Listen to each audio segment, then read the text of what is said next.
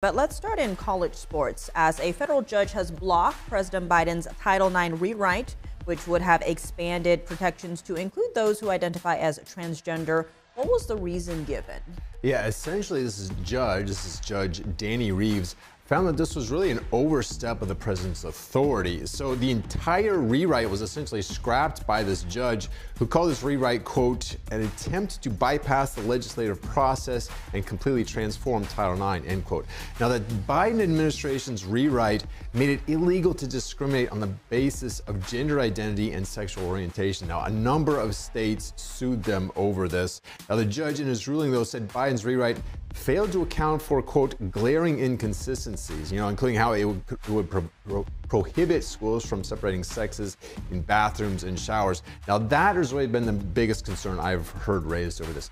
Fairness in women's sports, because men and women are different biologically, and having biological men in women's bathrooms, which is something no woman I've talked to is actually in favor of. Of course, I want to read another quote actually from the ruling I thought was very relevant. It says, quote, the entire point of Title IX is to prevent discrimination based on sex. Throwing gender identity into the mix eviscerates the statute and renders it largely meaningless, end quote. So it's been thrown out.